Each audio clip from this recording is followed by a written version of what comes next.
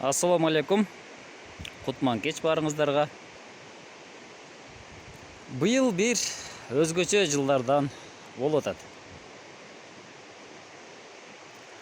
Алдыбызда алма гүлүнүн гүлдөп турганын көрүүгө болот.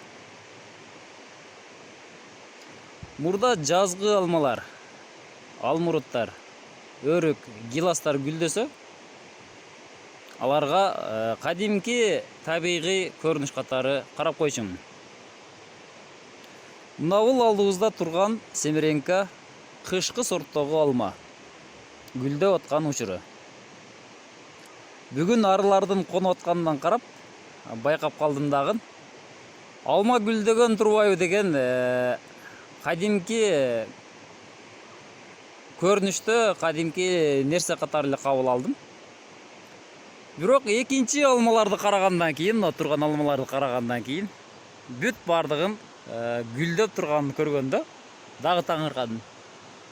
Бүтүндөй коргон гүлдөгөнгө деп ойлосом, карап көрсөм, айылдагы бүт алмалардын көпчүлүгү гүлдөптүр.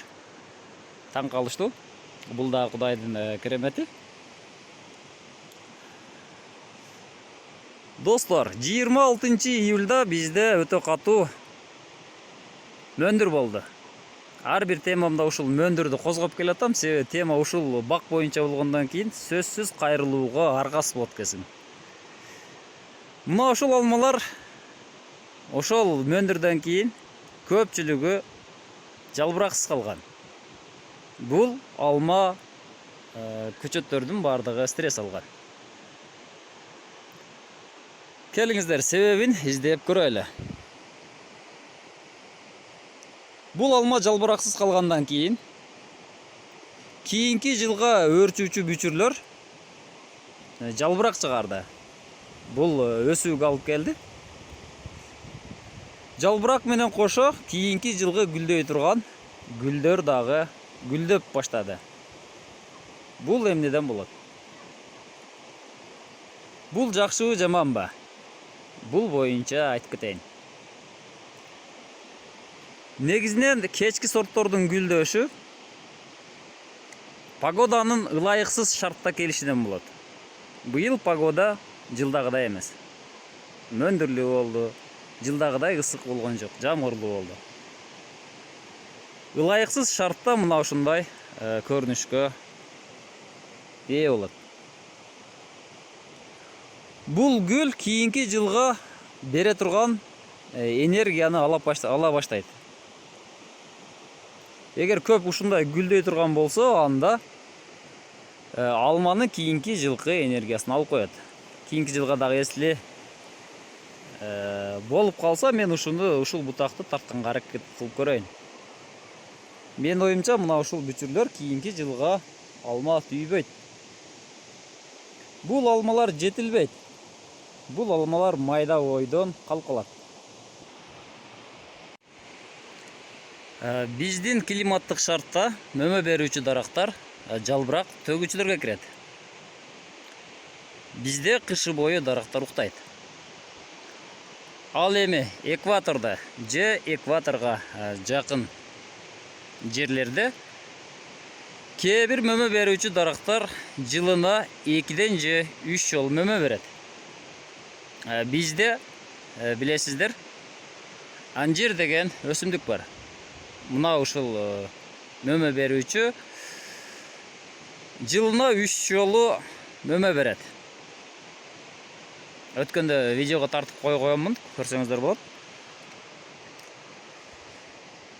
Экваторго жакын жерде мөмө берген, мисалга гиласты алып көрөлү. Бир жылда 2 түшүм бере турган болсо, алар бир жагынан бышып атат, экинчи жагынан гүлдөп атат. Аларда табигый көрүнүш, себеби алардын мөмө дарактын тамыры аларда уктабайт. Негизи уктабаган жыл бою бул кыймыл аракетте болот дагы. Энергия топтоосу үчүн бул кыйналат дарак. Ошондуктан мөмөнү майдатып.